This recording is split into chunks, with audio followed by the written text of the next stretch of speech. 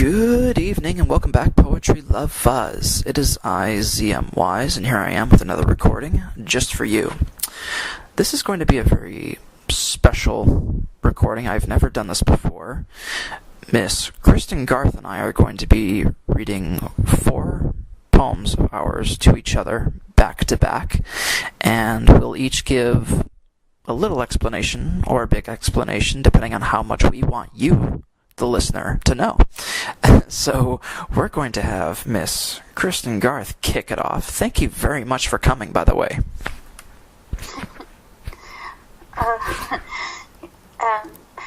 My first poem I'm going to read is from Candy Cigarette, and it's the title poem, and it's called Candy Cigarettes, and it incorporates, and it was a poem when I wrote it at first. I loved the whole film noir theme, and it read like feeling that book is about being an outsider and doing a job that makes you feel like an outsider in society, and but there's transcendence to it too, and there's a section called like femme fatale, and there's also sections called private dick, and a lot of different other tropes from film noir, and it comes from, when you'll hear in the poem, you'll hear some of that. I was inspired to write about a person that I had a relationship with, and Candy Cigarettes. The tragedy of us inside were 12. My candy cigarette, chain smoke, pinstripe, bespoke ear suit, convenience store, costume noir. Delve into your pocket, frigid, slurpy poke of fingertips. A teen detective caught before I have a clue. Cherry-handed, receipt, poetic benediction sought, pickpocket, your mystery. Remanded, always empty-handed, to prison bars, wide stripes.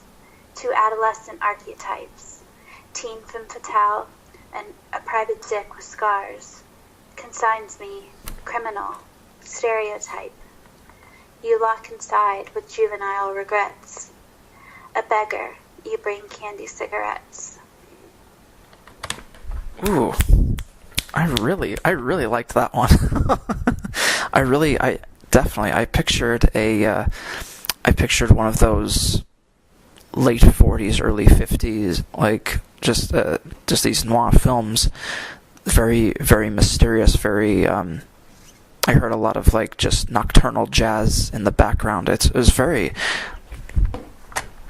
It's a big inspiration of this too, is the movie Brick, which I don't know if you've seen, but it, because I like the idea of, high school noir and that kind of, those genres kind of coming together, and that's kind of how my heart feels. Oh, okay. Yeah, no, I'll be honest, I have not heard of it, but I will take a look. So my first piece was recently published in the Poets Haven Digest. It was a Dark and Stormy Night anthology, and originally this piece was written on the back of a receipt, and I've over this year especially, I've been writing. I've written about 60 receipt poems, and had no idea what to do with them. But I'm placing them all in what was the last notebook of last year, and it also contains a 1-act play I'm working on, and so this one was added to an erotic poetry collection that I wrote earlier this year, and just awaiting the yay or nay response on that, so all fingers and toes crossed. But I wanted to see how I could apply It Was a Dark and Stormy Night. I wanted to submit to this anthology badly, and so I did. I applied it to the piece, and sure enough, it landed it. So I know what it's about, but I want you to manifest your own meaning, so good luck. And it is called Transcendental Numbers. It was a dark and stormy night, oh my haunters, flea-bitten mutt stuck in transcendental ruts, deafened by hordes of freaks sent by the arachnid seamstress and her handiwork, spun by randomly generated numbers. Loved her tonight, loved her last night, thought about her lunar eyes, cycling through different phases, howled at every one of them, waning through seasonal change and speaking wax poetic to her right stuff, turning left at Petty Problem Avenue, remaining vacant until a wiser heart navigates the way to gilded pastures. Wow. I like that a lot. I love all your imagery. Is so cool. How you read too. Well, thank you. Thank you very much. I appreciate. I'm just glad you're still awake.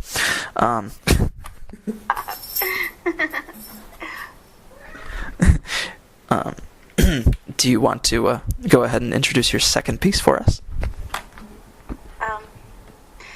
So my second piece is a sonnet that's actually from my novel Disaster. It was also in my first chapbook, Pink Plastic House, but my novel Disaster isn't published. I just submitted it to a publisher, so, like as you said, fingers and toes and all that, but it was the first sonnet that I wrote in this book, and I had just started writing again, and I wasn't writing poetry. I was writing all these, novels, but it was like I was determined to write poetry in a way, so I made a character that that's what she did, and how she related to people was that she wrote. Sure. My second piece is from my novel Disaster that I just submitted today, and it was also in my chapbook, Pink Plastic House, and it's called Little Brick House. Little brick house, inside a house of brick with just a bed. I wait for you, without my clothes. A place we drove to on your lunch, a gift, you said, and waved a key you used to trace a line into my thigh so hard it went from white to scarlet, while your eyes went wild and dark. And then you kissed it, while you rubbed it, smiled and whispered, "This is how I leave my mark." You slipped the key between my fingers, made me struggle with the lock. You have to learn. Then rushed me past that empty room to bed, with pink new sheets I knew I had to earn. Inside a house of brick, with just a bed. I wait without my clothes, just like you said. Oh my gosh, that was... I definitely thought that was more... It was a loose amalgamation of serenity and very just haunting elements, and just the way you read it flowed so smoothly. You sounded almost ethereal, to be honest. Oh. Thank you. Definitely. All right, so for my second piece, I am going to read this one. Okay, and this was included in Jalmurra's Land Alliance journal. It's very nature-based, and this one sort of transcends that. I suppose it's futuristic, but I wrote this piece while also coining the name for the first anthology that my business partner and dear friend and I produced, and it shares the same title. And it was also a tribute to Neil Armstrong, who had passed away at the time. So, the title was anyway, but the piece, again, gonna let you manifest this on your own. So, so this is called From One Sphere to Another. With this plan... Oh my goodness gracious, great balls of fire, pineapple. From one sphere to another. With this family of planetary bodies rebelling against gravity, I renounce all former beliefs and have taken on the guise of a wolf whisperer in dire straits. Take this abysmal chance and seize this minute of fortune. The true Egyptian eye speaks not of Anubis, but of life beyond his approval. Every gateway is a golden arch that makes itself prominent. It tempts you to pass that test, but Hades' watchful intuition crosses each foreign line. Make out underneath the gray pack's den and be bewildered by familial spring beauty. Baby, through reincarnation, we will forge the signature of the pre-gods. From one sphere to another, our mission is fulfilled.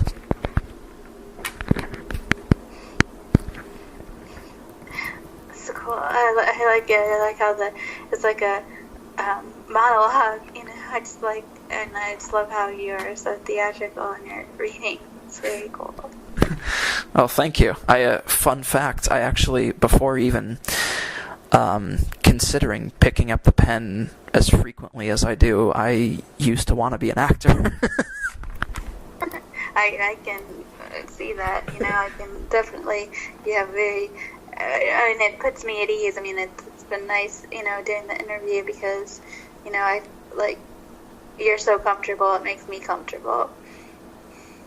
Well, thank you. I do appreciate that. One does what one can. But yeah, around the time of 6th grade, I sort of stepped into the shadows and never looked back. Although, it might be fun to maybe make a small cameo in either a play or a screenplay that I write. It might be kind of fun, but yeah. Tell us about your third piece.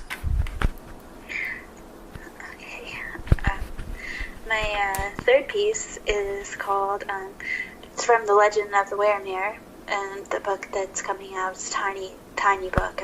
5 sonnets, actually, so very tiny, about a Weremer character that 30 West Publishing is going to publish very soon, actually. Supposed to be towards the beginning of 2019, so... really looking forward to that. But it's called Legend of the Weremer, The Capture. I've written one before that was just I've read it, I should say, read one before that's called The Weremer, and it tells the origin story, but I read it a lot, and I haven't read this one, The Capture, ever. I think I read it, it's probably on my SoundCloud, but I haven't much, and so I wanted to do it just because it's not as common, but just to give you a little background, she is a mermaid that has to live in 2 worlds, and I related to this character because it just happens to her overnight where she's forced to go on land because every night when the moon comes, she loses her tail, and she has legs, and she can't breathe under the water, so she's just forced to go into society, even though she has no education or other kind of means to support herself, and so she, in a sense, starts living off these men, and that's what this sonnet is kind of this is the darkest sonnet from that little book, where she unfortunately meets a very bad man, and anyway, here's the capture. 2 worlds, her teens, in day, sea green, legs, night, alight, discover desiccated dream, from half-shell bed, sand dune, instead, pink light, electric neon call, a city gleams, erotic extremes, 20, indigent and cut-off jeans, from bar to bed by men she's led, a wordless waif who's fed, first glint, a dive inside an ocean deep to swim, a fisherman, psychopathic pretense of friend, awake to leave but he won't let her go, a nude and net, bound, defenseless, pale flesh to scales and fin, a tearful sweat, a flop, and breathless, fearful heart that sank, shall wait to serve at night inside a tank.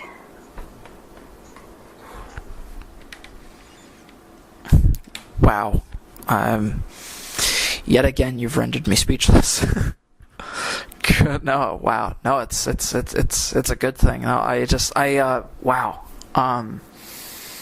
Just sort of reflecting on that. No, I had all these aquatic, mythological sea images in my head. It is very reminiscent of one of my favorite lyricists, Peter Sinfield, and I've given you a couple of songs, one that describes my life, and then another one that you forwarded to your friend from Womanchild magazine. And for those of you who don't know, Peter Sinfield was the lyricist for the first 4 albums of King Crimson, and a lot of his work includes sea imagery, and the second album was actually called In the Wake of Poseidon. And I actually saw in my head, like as you were describing this poor creature, just what she's struggling with, and just how modern society wants to quote unquote deal with her existence and whatnot, you know. Yeah, I mean, it was a part I related to, you know, from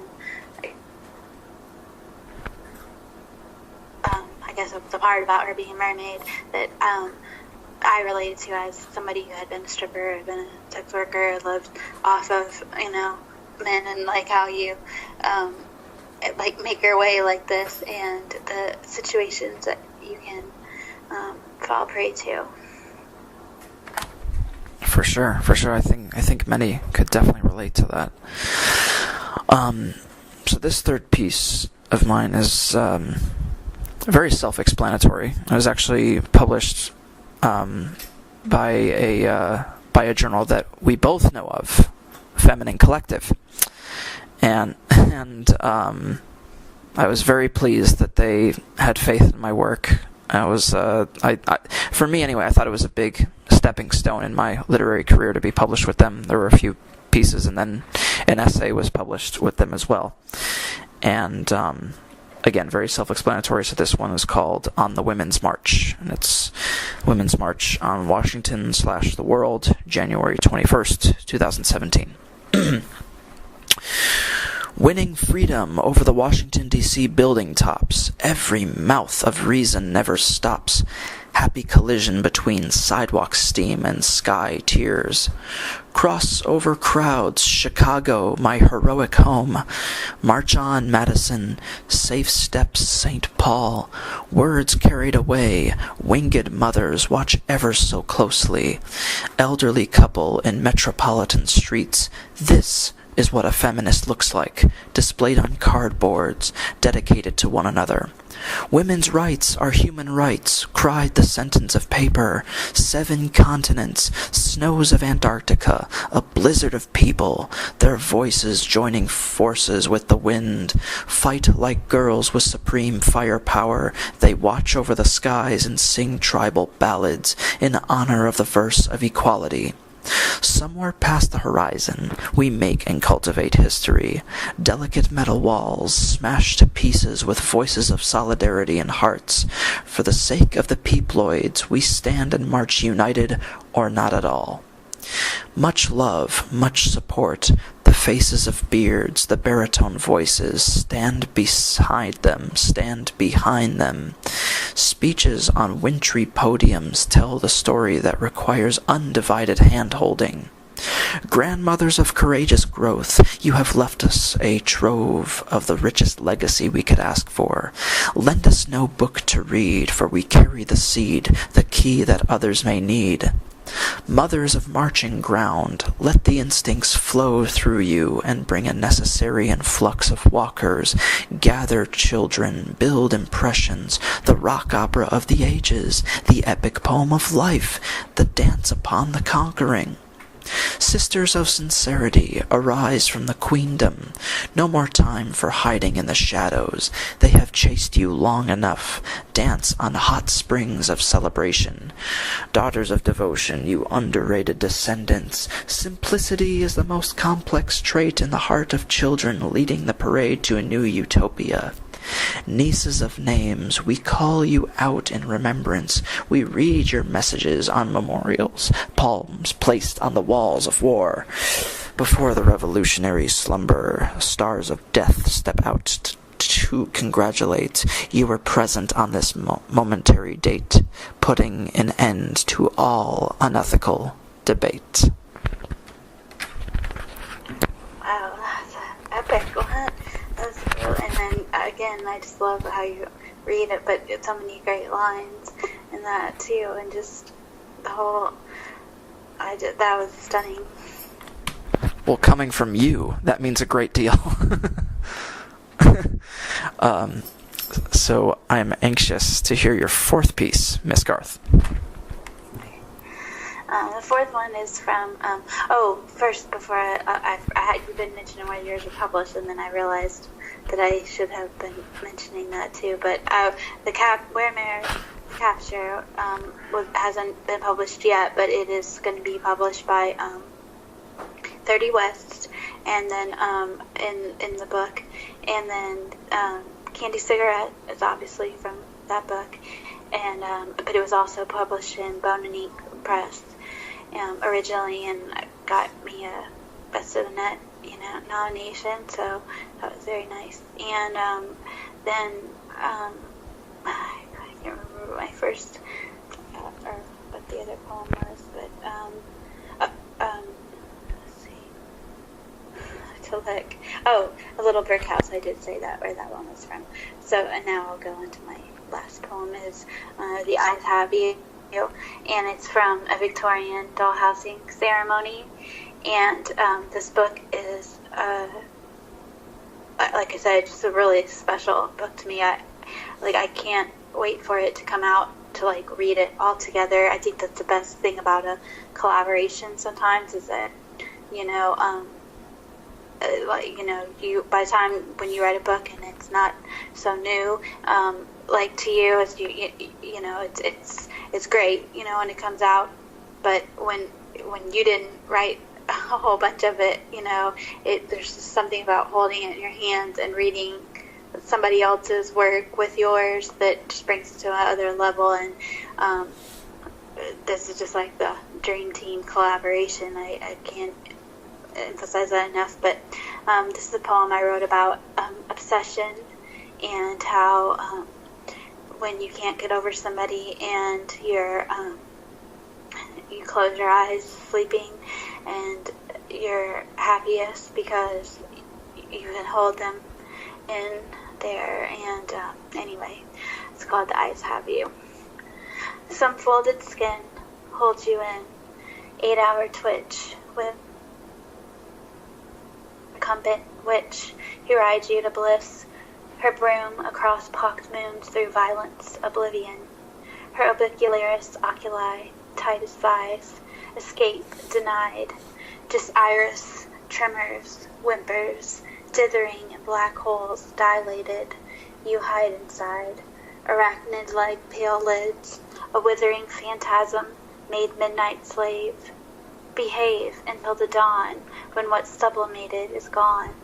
She becomes something you couldn't save.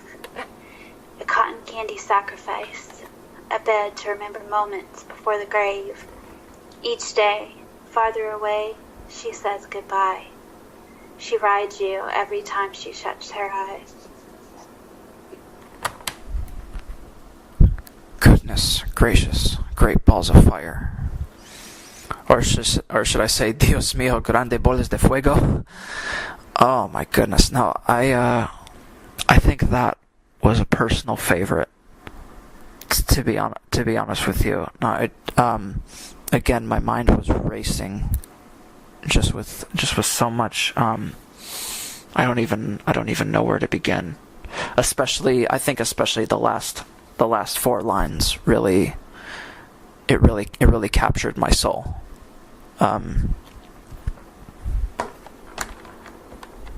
No, definitely. And by the way, your reading voice, again, for anybody listening, if you have ASMR, Kristin is a real treat for the brain, for your brains only. I only learned that word from you, or the acronym from you. Yeah, it's I just my brain is just massaged every single time she reads, but even more so because being involved in the arts, because of the imagination that I have. I mean, the words are just enhanced, and I'm able to conceptualize even more than I already have before. So I thank you for presenting me with such a candid opportunity. Oh, thank you. I mean, I really enjoyed this. I mean, I don't, besides making my SoundClouds, I don't read poetry places. So, I mean, this is the first time I've ever, read with the other person, and it was a real thrill. Well, I'm very, very pleased to hear that. I'm definitely glad that you're enjoying yourself, and hopefully you can come back sometime. And to close it out, I'm going to this last piece. Originally, I said I wasn't going to do it because it was very intimate, but you know what? Since this is from my latest book that came out on December 17th, I mean, anyone who buys it is going to see it anyway, so why not? And so just to give everyone a little itty-bitty backstory. So this latest book is called Kosmish and the Horned Ones. It's my 5th book, and it was published by Weasel Press. I purposely picked December 17th because that is when Hunky Dory by David Bowie was released in 1971. And I'm that much of a music freak and a Bowie fanatic. So, yeah. All of the characters in this book are anthropomorphic and feral, all except for the title character, Kosmish. And she is, I can describe her a few different ways, but since I purposely decided not to place an introductory essay and sort of give people the opportunity to sort of be aware of what's about to occur, I just wrote out a brief character summary of everybody, and I'm going to let your minds weave their way into this. But I wanted to read this piece specifically because I'm a closet romantic and a bit of a sap, and not sure if that's a good or bad thing. I'll let you decide that. But this is pretty much a love poem for the title character Kosmish. So it's called Jewels Enter Nirvana, a poem for Kosmish. It was you in that art gallery in a fog bank dream. It was you who I looked upon. It was you in the bed of curiosities, lying there, listening to Coltrane. It was you who I saw, raven-haired, multicultural beauty, mind of orgasmic happenings, waited many moons, many eons of mystic gatherings to glimpse at your goddess face and figure, to wade in the river of your thoughts. Songs set aflame near the lake of esoteric folk singers, despising the studio and living in the lap of luxurious company. Your words are historic documents found in the primeval mandala sands. Your art and musical gifts of extension, visions for the blind and operatic symphonies for the deaf. I am your grateful silhouette, the one who kisses your fingertips and caresses the nerves, massaging the worries and simmering them. And we exchange mutual glances, and we have each other passionately, and we kiss and make new constellation myths. Separation is a boulder balancing on a bindle, a grave for your loss, and yet another chapter of your life begins. Envy is a killer of silence, but oh, the Canterbury air seems grad in the homely abode. See others as they see you, the living embodiment of a jewel entering Nirvana. You are the gem in a human rock pile, shouting, Sid is the reason for life. Equality is the eternal ruler. Poverty no more. Your problems come first. Your grand organ of a heart, the actual eighth wonder of the world. The naysayers have seen nothing yet. Grotesque canvas creations, the true beauty. Your smile speaks determination, hidden by unnecessary doubts. I am a satyr, a pan flute playing admirer of yours, as lowly as the forest's soil, but higher than the clouds for you. And we synchronize brainwaves, and we touch and intertwine fingers, and we sing praises to living spirits in the dead of night. Oh wow, I like that a lot. That's so dramatic. Really cool. I love the ending. Oh, thank you so much. No, seriously, that means a lot. I'm very, very honored to have you as my poetic companion for this specific reading, and hopefully you can come back again sometime and we can read some more to one another. Definitely. Well, thank you very, very much, Kristin Garth, for feel free to plug what's coming out soon. Well, I have, in the next few weeks, I have Shakespeare for Sociopaths that comes out on my birthday on January 17th, and that's in pre-orders and everything now, and very soon I'll be doing pre-order for Candy Cigarette, which will be coming out in April from the same press, Hedgehog Poetry Press, and after, in between those two things I have, in March I have a Pierce in You, which is another poetic memoir that is coming out from Rhythm and Bone Press. Oh, also in February, I'm supposed to be having a anthology coming out that is a Mansion, which is a Slender Man and thought-based anthology coming out from Dancing Girl Press, and with my partner Justin Karcher.